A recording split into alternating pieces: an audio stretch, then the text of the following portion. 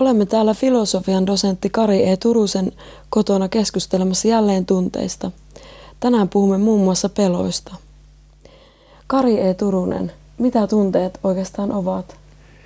No, tunteet ovat tietysti hyvin arvoituksellinen asia ylipäätään, mutta jos ajatellaan vaikka tätä nykyaikaista maailmankuvaa, joka meillä on näine kaikki ne teknisille laitteineen, luonnontiede tarkastelee maailmaa aineellisena ilmiönä, niin tunteet tuntuvat jotenkin olevan erikoinen ylimääräinen ilmiö. Ja kuitenkin ihmisillä on aivan valtava tunneavaruus. Niin on valtavasti erilaisia tunteita. Mä oon joskus käyttänyt sellaista sanontaa, että ihmisen sielun elämä on ylenpalttinen. Eli sitä kyllä sopii ihmetellä, että miksi on kehittynyt tämmöinen olento, jonka tunne-elämä on niin täynnä erilaisia vivahteita, erilaisia tunteita, joita voi luetella oikeastaan kymmenittäin. Luultavasti niillä jokaisella on joku oma tehtävänsä, mutta jos vertaa esimerkiksi eläimiin, niin eläimillä on luultavasti hyvin kapea tunneskaala ja siellä ne palvelee hyvin selvästi niiden eläinten elossa pysymistä, mutta ihmisen tunneskaala tuntuu kyllä aivan käsittämättömän moniulotteiselta. Tänään meidän aiheena on pelot. Mitä pelko oikeastaan on? No, pelko on varmasti kehittynyt kehityksen kuluessa niin kuin jonkunlaiseksi signaaliksi siitä, että ihminen osaa väistää jotakin niin kuin tapahtumaa, joka on uhkaava. Eläinkunnassa esiintyy pelkoa, mutta ihmisellä esiintyy pelkoa. Mutta tämä yhteiskunta on tietysti kehittynyt niin monimutkaiseksi nykyään, että ihmisellä on niin kuin pelkoja hyvin monista aiheista. Elämä ei ole sillä tavalla yksinkertaista, että niin kuin eläimen elämä, että pelätään niin kuin pelkästään henkensä puolesta tai jotain tällaista. Meillä on hyvin paljon haasteita tässä yhteiskunnassa, joita me pelkäämme. Itse asiassa mä oon joskus nimittänyt tätä yhteiskuntaa tämmöiseksi vaatimusyhteiskunnaksi, että erilaiset ammatit ovat entistä vaativampia ja siksi tämä yhteiskunta joskus tuntuu, että tämä on myöskin sellainen pelon yhteiskunta, koska täytyy niin kuin pärjätä ja voittaa näitä vaatimuksia ja esiin tulevia haasteita niin kuin yhä lisääntyvässä määrin. Ammatit eivät ole yksinkertaisia. Ja joskus joku onkin sanonut, että elämä on oikeastaan yhtä pelon voittamista. Voiko pelko olla positiivinen asia? No, kyllähän pelko varmaan periaatteessa on positiivista, koska se varoittaa meitä asioista. On liikenteessä hyvä ymmärtää pelätä. Kun ajattelen omaa autolla ajokäyttäytymistä, niin nuorena en ymmärtänyt pelätä. Ajoin aika hurjasti ja oli valtava itseluottamus ja ei ollut kokemusta ja tietysti nuorella saattaa olla vähän näyttämisen haluakin kavereille näyttää, että pärjää. Mutta sitten jossakin ikävaiheessa minua alkoi pelottaa autolla ajaminen, koska mä tiesin, mitä voi sattua. No sitten kun iän myötä taas niin kuin rauhoittui jotenkin, että sitä alkoi luottaa taas, että kyllä tämä tästä kulkee. Että pelko on niin kuin tämmöinen periaatteessa positiivinen tunne, joka täytyy ihmisellä olla. Jos ihmisellä on niin kuin pelon puutetta jostakin syystä, synnynnäisistä syistä tai joku kehityshistorian syy, että ei ymmärrä pelätä tai pelko on työntynyt syrjään, niin tämmöinen henkilöhän on niin kuin vaarallinen sekä itselleen ja muille. Mutta yleensä kun me pelosta puhumme, me puhumme semmoista yliherkästä pelosta, että kaikki asiat pelottavat.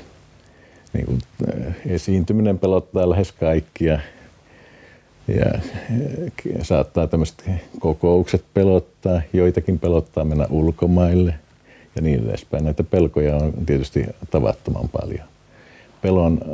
Pelon myönteinen puoli on siis se, että se estää tekemästä jotain, joka on vaarallista, mutta sen kielteinen puoli on se, että se saattaa estää tekemästä myöskin sellaista, joka olisi hyödyllistä ja kivaa. Kun aikoinaan opetin noissa kansalaisopistoissa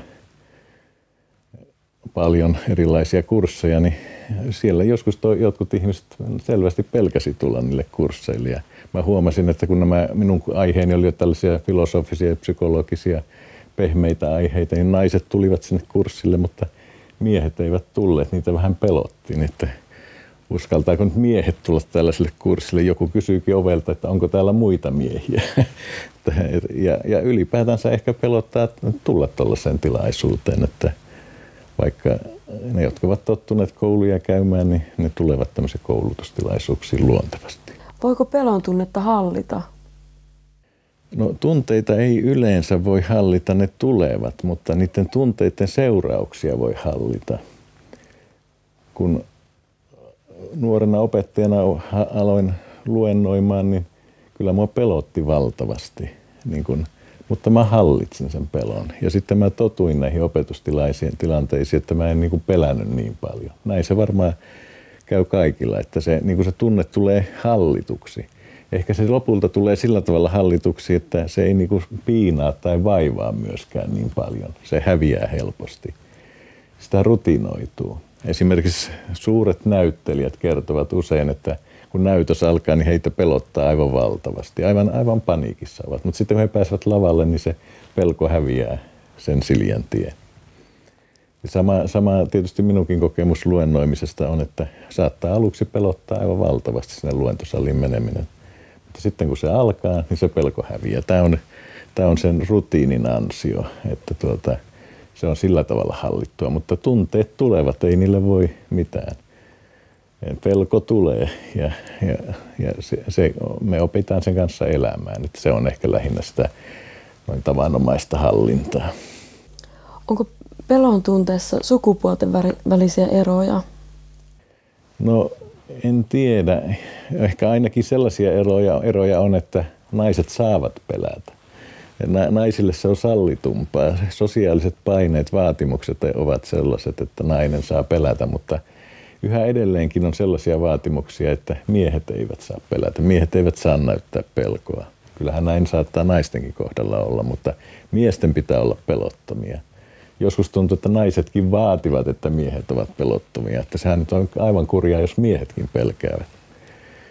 Että, siis miehiin kohdistuu tässä erilaisia paineita, erilaisia vaatimuksia yhteiskunnassa. Naisiin kohdistuu tietysti omia vaatimuksiaan, vaikkapa kontrolloidumman sukupuolikäyttäytymisen suhteen saattaa kohdistua tämmöisiä ankarampia vaatimuksia kuin miehiin. Mutta miehiin kohdistuu tämmöisiä niin pärjäämisen ja ei-pelkäämisen, rohkeuden vaatimuksia, että se kuuluu tähän miehisyyden ihanteeseen. Milloin pelko on epänormaalia? No kyllä se silloin on epänormaalia, jos ei pysty tekemään paljonkaan asioita. Että äärimmäinen pelkohan on tietysti se, että ei uskalla mennä kotoaan ulos, että pelottaa jotenkin. Se saattaa olla täysin, tai se on täysin irrationaalista. Eihän ulkona nyt voi välttämättä sattua mitään. Hankalimpiahan pelkoja on sellaiset, että ei uskalla mennä työpaikalle tai ei uskalla mennä opiskelemaan. Tai eräs tuttu perheeni vaimo ei uskaltanut mennä ulkomaille eikä päästänyt miestäänkään. Häntä pelotti jotenkin. Hän oli luonut sellaisen mörkökuvan tästä ulkomaille menosta, että hän ei voinut mennä sinne. No sehän aiheuttaa sen, että ihmisillä on sitten tämmöisiä menetyksiä. Ne eivät saa niin kuin elämästä kaikkea sitä, mikä elämästä voitaisiin saavuttaa.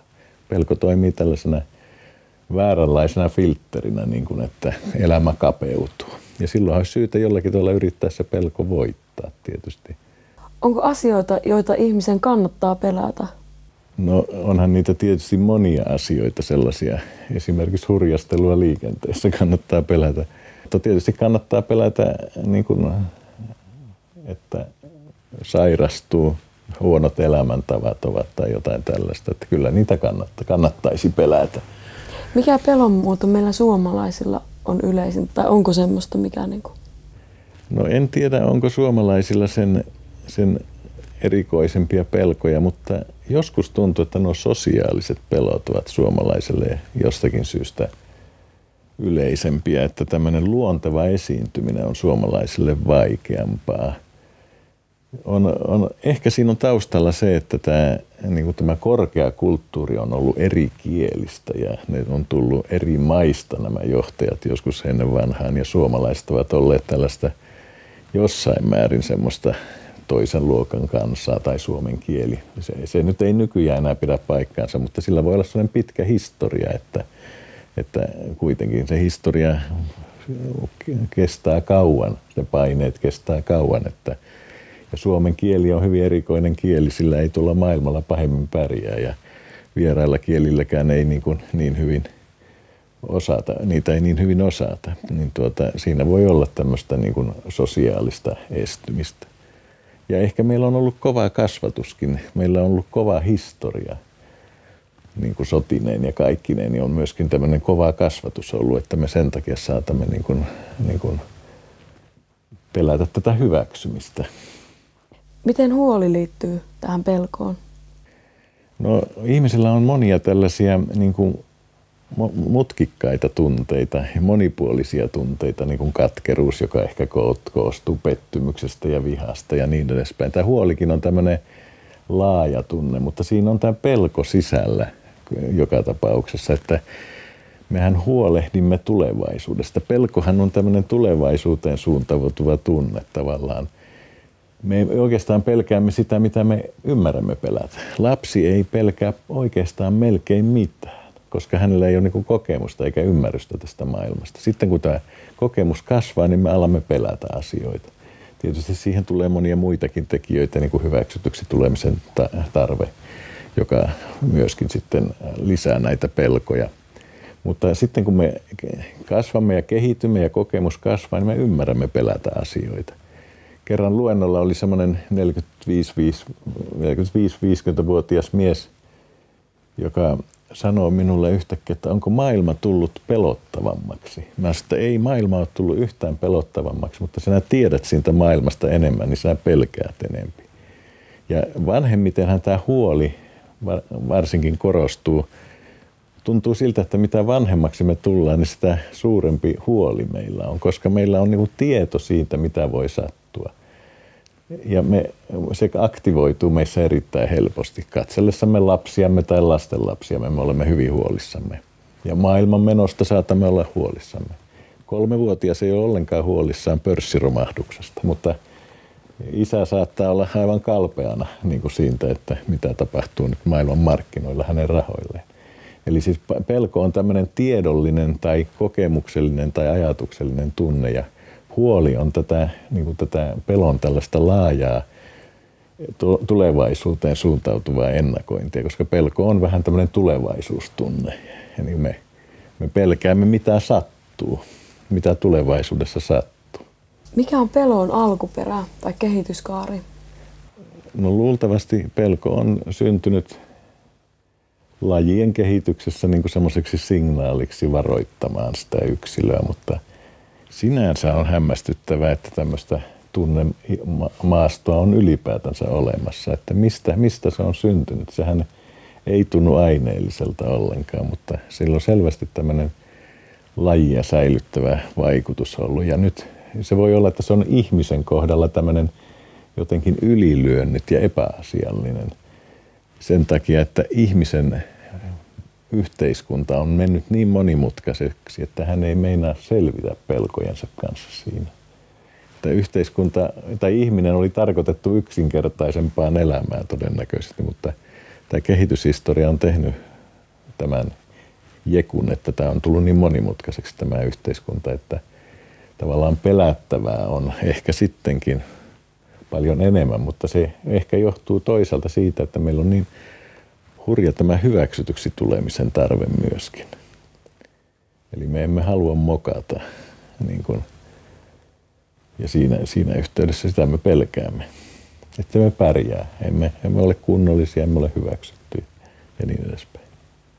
Mitenkä pelko ja hyväksytyksi tulemisen tunne liittyvät toisiinsa?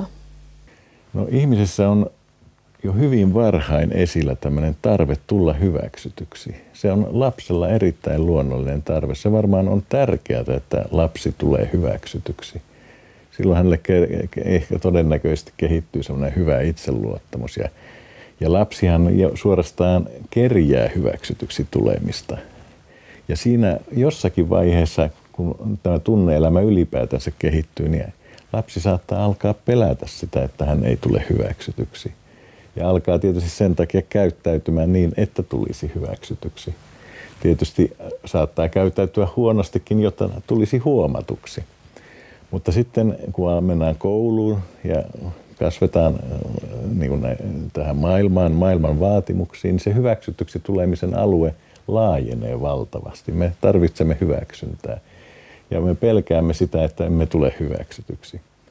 Esimerkiksi nuorisojoukossa varmaan moni alkaa polttaa tupakkaa, juoda viinaa ja tehdä muita temppuja tullakseen hyväksytyksi. Hän kerjää niin kuin hyväksyntää.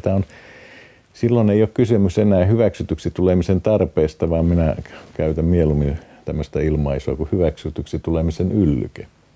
Ja oikeastaan niin kuin tämä koko meidän elämämme kulkee paljon siinä, että me haluaisimme tulla hyväksytyksi. Kuka missäkin ja kuka missäkin viitesysteemissä. Ja nämä pelot liittyvät usein sitä, että meidät torjutaan ja hyljätään ja meitä ei hyväksytä.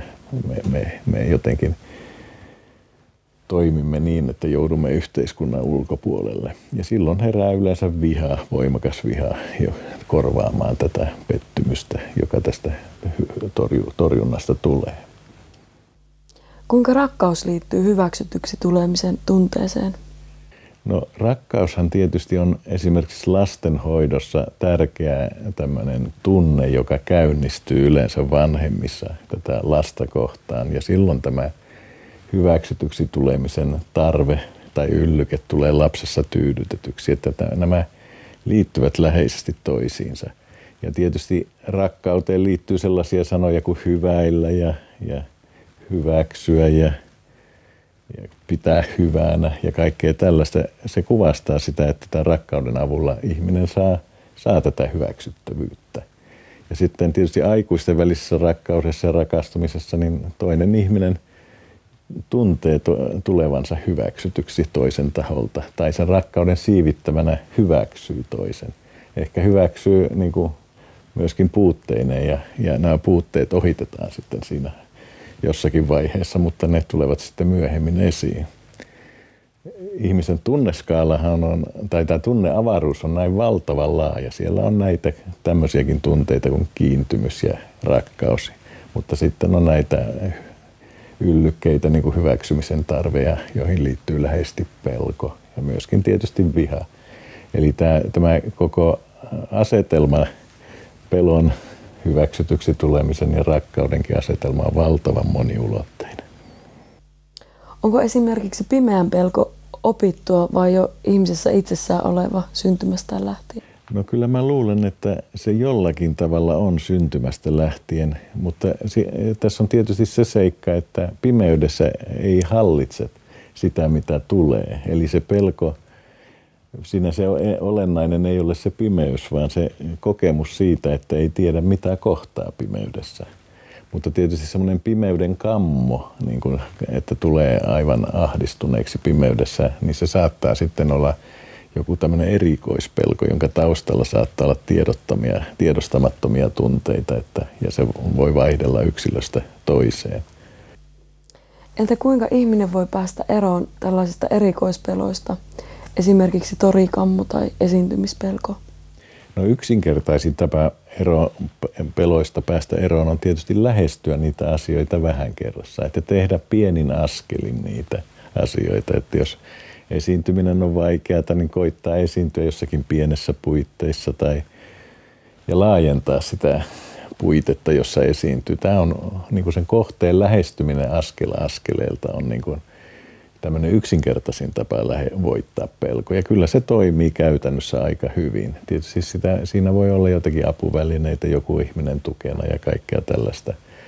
Mutta jos ei siitäkään huolimatta poistu se pelko riittävästi, niin sitten varmaan kannattaa mennä ammattiauttajalle ja siellä on taustalla ehkä sitten semmoisia syvempiä syitä. Mutta esimerkiksi torikammokin niin voisi periaatteessa ajatella, että lähestyy tällaisia paikkoja pikkuhiljaa. Menee vaikka yksin istumaan ensin jonnekin paikalle, jossa ei ole ketään ihmisiä ja sinne tulee ehkä ihmisiä vähän kerrassaan ja kokeilee kuinka kauan siellä jaksaa olla ja lähtee pois sitten, kun se menee liian vaikeaksi. Mutta harjoittelee sitä sitkeästi. Tämä on niinku se ihan yksinkertaisin tapa. Yleensähän ihmiset käytännössä jännittävät aina esiintymistä, aina melkein kaikki. Ja ne voittavat sen esiintymällä, niin kuin menemällä esiintymään. se voi olla ne ensimmäiset tilanteet aivan paniikkitilanteita, niin kuin monilla oppilaille on ja opiskelijoille. Mutta kun sitä tekee useamman kerran, niin siihen tulee se rutiini ja se voitetaan. Tämä pelon voittamisen yksinkertaisin idea on lähestyminen. Jos on vaikea ja pelko, niin sitten siellä on jotain monimutkaisempaa taustalla. Mitä jännittäminen on? No, jännittäminen on yksi pelon muoto, jossa jollakin tavalla ennakoidaan tapahtumia. Ja kaikkihan me jännitämme, niin kuin edellä puhuttiin, niin esiintymistä ja joitakin kokeita tai suorituksia. Ja ilmeisesti on semmoinen optimaalinen jännityksen taso, joka auttaa niin kuin suoriutumaan näistä tehtävistä. Että jos ei ole jännitystä, niin tehtävät saattavat mennä huonosti. Siinä joku energiataso nousee sitä jännittämisen aikana sopivassa jännityksessä. Mutta jos jännittäminen on kohtuutonta, niin se sitten aiheuttaa vaikeuksia sen tehtävän suorittamisessa. Ajatukset puuroutuu ja saattaa tulla kömpelyyttä ja polvet pettää ja kädet tärisee ja niin edespäin. Mutta sitten toinen puoli tätä jännittämistä on se, että me mielellämme haemme sitä jännitystä. Joku suhteellinen määrä jännitystä on merkillistä kyllä semmoinen kutkuttavan positiivinen kokemus. Että me menemme katsomaan jännityselokuvia. No, miksi me menemme sinne katsomaan niitä? Koska me tiedämme, että se ei ole totta ja se jännitys jollakin tavalla kutkuttaa meitä. Tai kun mä kerroin joskus, kun lapset olivat pieniä satuja ja ne jännitti kuitenkin ne lapsia aika melkoisesti. Sen näki, kun silmät seiso päässä ja ne olivat jotenkin jännittyneitä. Niin siinä oli jotain positiivista jännitystä. Sai kokea pelkoa turvallisessa yhteydessä, kun isä oli siinä turvallisesti kuitenkin paikalla. Eli tässä pelossa on tällä tavalla monia ulottuvuuksia. Me emme kaikkia niitä nimitä peloksi. Me emme ilkeä nimittää aina asioita peloksi, että pelottaa jokin asia, koska varsinkaan miehethän ei pelkää ollenkaan, vaikka ne todellisuudessa pelkäävät ainakin yhtä paljon kuin naiset, mutta me sitten puhumme, että meitä jännittää tai saatamme sanoa, että olemme ahdistuneita. Ahdistussanaa saa jo monesti käyttää, mutta käytännössä se tarkoittaa, että meitä pelottaa yleensä joku asia. Esimerkiksi työelämässä ihmiset sanovat olevansa ahdistuneita. Niin tosiasiassa he pelkäävät. Että pelostahan siinä ahdistuksessa useimmiten on kysymys. Miten uutisoinnit sodista vaikuttavat ihmisten ja erityisesti lasten pelkoihin? No, kun me kuulemme näitä sotauutisia, jotka varsinkin tässä ovat olleet viime aikoina varsin lähellä, niin totta kai se aiheuttaa mihin kaikkiin tietyn sellaisen levottomuuden. Se leviää niin kuin koko yhteiskuntaa vähän sellainen varpailla olon ja surullisuuden tunne. Ja lapsetkin saattavat kysyä sitten, että mitä tuo sota tarkoittaa. Ja kun lapset kysyvät, että vaikkapa, että tuleeko sota tänne, niin kuin he saattavat kysyä, niin minusta täytyy siihen yleensä aina vastata, että ei tule. Vaikka se saattaisi olla tuloissakin, mutta parempi vastata, että ei tule, että lapset saavat kokea niin kuin olonsa turvalliseksi, ettei heidän tarvitse niin kuin sillä mielessänsä pohtia, että mitä tapahtuu. Tässä maailmassa, kun on uutisointia niin paljon, niin täällä on semmoisia turvattomuusuutisointia niin valtavasti, että kun tuon netin avaa ja katsoo iltapäivälehtien otsikoita, niin välillä tulee mieleen, että pitäisikö nuo kieltää nuo otsikot, koska siitä tulee semmoinen paha olo jo pelkästään. Ja jos lapset kokevat tätä voimakasta tällaista levottomuuden uutisointia, niin se saattaa niin kuin tulla heidän yöuniinsa ja häiritä sillä tavalla semmoista myönteistä kokemusta. Onko se nyt sitten kovin vakavaa tai ei? Minä ainakin muistan, että kun asuin tuolla rajanpinnassa ja siihen aikaan sodan jälkeen miehet kertoivat saudassa varsinkin rajuja sotatapahtumia. Ja äitikin kertoi joskus, kuinka maataistelukoneet pommittivat heitä pellolla ja he syöksyivät ojaan. Niin minulla koko lapsuuteni ajan hyökkäsivät pommikoneet unissa päälle. Että en tiedä, onko se nyt sitten jättänyt minun mitään jälkeä, mutta ei se nyt ihan miellyttävääkään ole. On myös käsite Jumalan pelko. Mitä se tarkoittaa? Minä liittäisin sen semmoisen laajempaan yhteyteen, kun useimmissa uskonnoissa on tämmöinen ilmiö, jota mä olen nimittänyt kosmiseksi moraaliseksi maailmanjärjestykseksi. Eli niissä ajatellaan, että hyvä saa palkkansa ja paha saa palkkansa jollakin tavalla. Että täällä on myöskin semmoinen moraalinen laki tällä maailmassa. Se saattaa olla kyllä tällaista ihmisen toiveajattelua ja kuvittelua, että tällä maailmassa niin kuin lopulta kärsimys korvattaisiin ja niin edespäin. Itämaisissa uskonnoissahan on tämä jälleensyntymisen ajatus ja karma, jossa yritetään väittää, että jopa edellisistä elämistä seuraa niin kuin se, mitä me koemme seuraavassa elämässä, että siellä on joku tämmöinen laki, niin kuin moraalinen laki, joka toimii armottomasti. Mutta juutalaisessa perinteessä ja kristillisessä perinteessä niin tämmöistä jällensyntymää ei ole, mutta kyllä sielläkin on vahva taustalla vahva käsitys tämmöisestä moraalisesta maailmanjärjestyksestä tai laista. Ja tämä Jumalan pelko liittyy tavallaan Jumalan vihaan. Eli kun me teemme väärin, niin Jumala vihaa näin. Vihaa sitä meidän vääryyttämme ja saattaa tuoda sitten jonkun vaikeuden meidän elämäämme. Useinhan sanotaan, että sairaus on synnin seurausta, vaikka se niin julmalta kuulostaakin.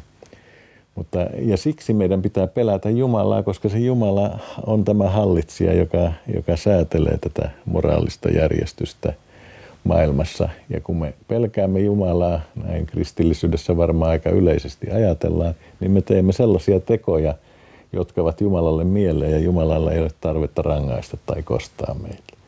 Mutta tietysti usein puhutaan Jumalan rakkaudesta ja kaikesta tällaisesta, ja nykyään ei ole niin muodikasta puhua Jumalan pelosta ja Jumalan vihasta, koska täällä koitetaan näyttää positiivisilta, mutta kuitenkin tämmöinen tausta minun mielestä siinä on se tausta, että uskonnoissa on aina käsitys siitä, että täällä on joku moraalinen laki, joka tasapainottaa tai tasoittaa sen, että kukaan ei joudu enempi kärsimään kuin on syytä ja hyvä saa palkkansa myöskin.